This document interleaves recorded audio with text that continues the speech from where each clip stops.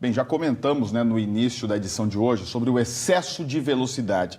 Sabia que aqui no estado, Evelyn, vários motoristas podem perder a carteira de habilitação justamente por esse motivo? Pois é, 4.000 pessoas estão correndo esse risco, hein? Este motorista flagrado a quase 170 por hora vai ter a habilitação suspensa. A velocidade é tão alta que a infração é gravíssima e basta um flagrante assim do radar para ficar um tempo sem dirigir. O indivíduo que é flagrado pelos nossos radares, quando ele excede acima de 50%, ele ainda assim sofre o processo pelo Detran, que como consequência suspende o direito de dirigir desse condutor. Este ano já são mais de 38.000 flagrantes de excesso de velocidade nas rodovias federais do estado. E no país, quase 600.000. Em 10.000 deles, os condutores estavam 50% acima do permitido. Mesmo quem não foi abordado por um policial na estrada, mas foi pego no radar, recebe uma cartinha como esta em casa depois. É o Detran que fica responsável pela punição dos apressadinhos flagrados em radares das rodovias ou mesmo dentro das cidades.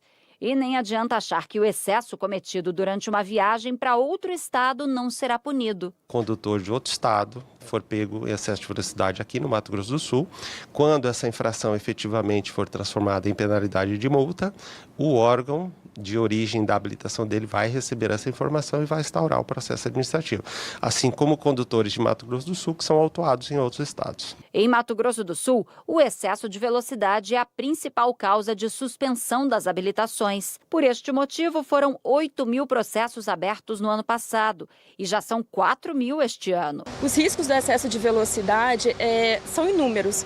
Desde a perda do controle do veículo, saídas de pistas, capotamentos. Ao todo, pelo Código de Trânsito, 19 infrações levam à suspensão da CNH entre 1 e 12 meses, dependendo da irregularidade. E não é só cumprir o prazo de suspensão para ter habilitação de volta, não. O condutor tem que fazer um curso de reciclagem do Detran e passar por uma prova teórica.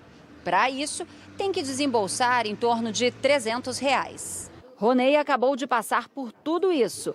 Vai pegar a habilitação de volta depois de ficar um mês sem ela. Como eu uso para trabalhar, né, dependo disso, não foi muito legal não. E eu acho que fui bem na prova, então tá tranquilo.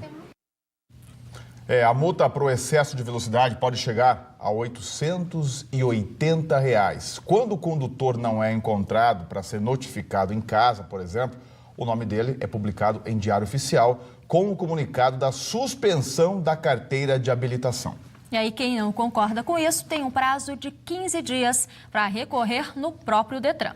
Bem, a gente vai falar mais sobre esse assunto aqui no Bom Dia, né? Estamos no Maio Amarelo, mas as imprudências não acontecem só nas estradas, né? Na área urbana a gente vê muita coisa acontecendo dentro da cidade, e não importa o tamanho da cidade, né? Também tem muita infração e algumas que também podem fazer perder a carteira de habilitação.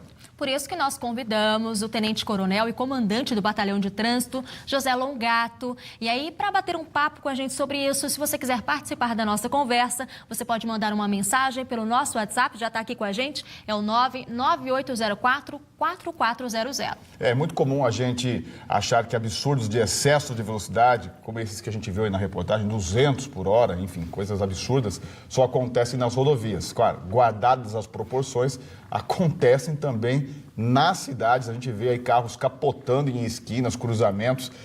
Coronel, muito obrigado pela presença aqui no Bom Dia. Bom dia. Bom dia.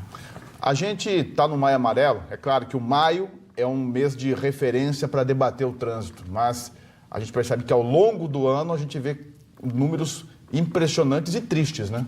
Sim, são inúmeras campanhas desenvolvidas durante todo o ano e com especial atenção nesse mês de maio, para criar uma conscientização nos condutores, né, que trafegam na área urbana da nossa capital e de todo o estado. Os números assustam quando se fala em autuações e isso não está se resolvendo o problema, né? Nós temos aí excesso cometido todos os dias, inúmeros acidentes graves envolvendo a condução de veículos e principalmente de motociclistas. Era isso que eu ia perguntar para o senhor. Quando a gente fala de trânsito, a questão é meio complexa, é duro saber.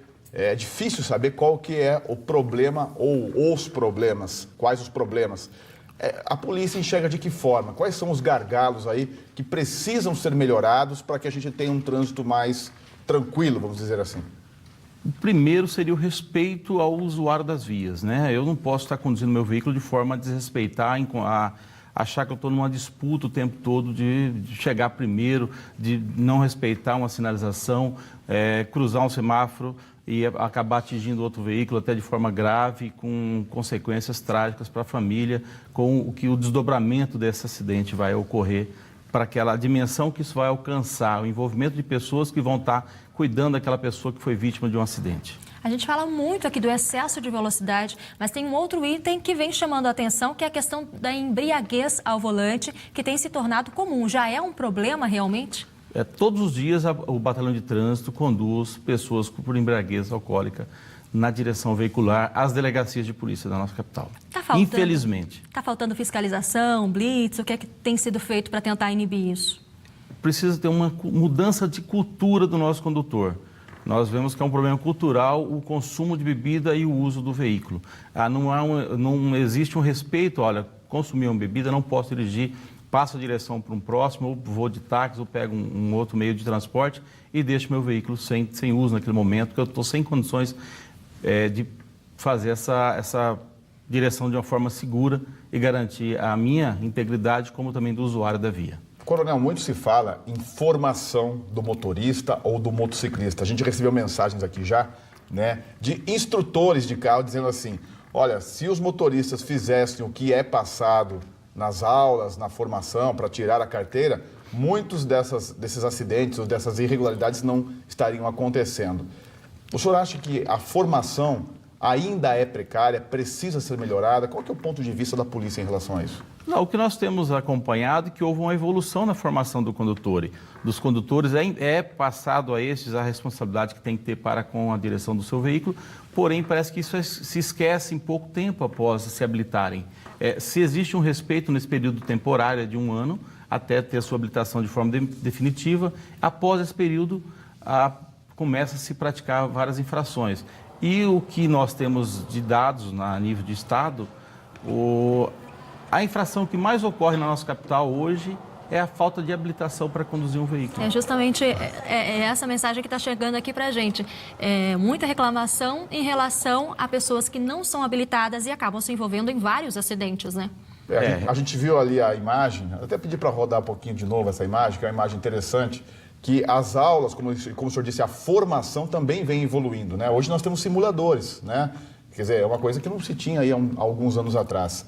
Então, as pessoas hoje tentam aperfeiçoar esse aprendizado, mas como o senhor disse, o problema está antes disso, que as pessoas estão dirigindo sem habilitação. Sem habilitação é o maior índice de autuações da Polícia Militar e dos agentes de trânsito, no caso aqui da nossa capital, da Getran também, com a falta de habilitação, ou seja, há uma dificuldade maior para tirar, muitas pessoas não conseguem, mas estão dirigindo. Estão indo para a rua usando seus veículos. Tem mais uma participação aqui, que é do Ademir Marques, ele é da Vila Margarida. Queria que o senhor até confirmasse. Ele disse que a Polícia de Trânsito não está mais comparecendo nas ocorrências sem vítimas, se isso não acaba incentivando o abuso de velocidade, que depois o motorista saia. Os acidentes que ocorrem só danos materiais, você pode fazer o boletim online hoje. Então, já não há necessidade de fazer a ida da polícia até o local e fazer o registro da ocorrência, como era feito no passado, né? Hoje, esses casos ficaram para os acidentes com vítimas, onde ocorra lesões nesses condutores. Em relação à fiscalização, tem gente perguntando, só para a gente encerrar, Maria, que é lá de Pedro Gomes, né, mas também quer saber. A fiscalização nossa tem batido muito em cima do uso do álcool, né, dos condutores embriagados. Aqueles principais pontos onde você tem concentração, que a gente já sabe que ali é contumaz, a gente tem feito blitz nessas regiões e estamos levando para os bairros da cidade para tentar retirar esse motorista que não tem habilitação e esse veículo sem condições de trafegar nas vias urbanas de forma legal. Então, a gente tem trabalhado nos bairros hoje com o apoio dos batalhões, atendendo a demanda daquelas regiões. O Coronel José Longato participou aqui, comandante do Batalhão de Trânsito de Campo Grande. É claro que o Bom Dia vai continuar debatendo o trânsito durante o mês, né? Esse é o nosso desafio. Coronel, muito obrigado pelas informações. Um bom dia para o senhor. A gente agradece a oportunidade. Obrigado.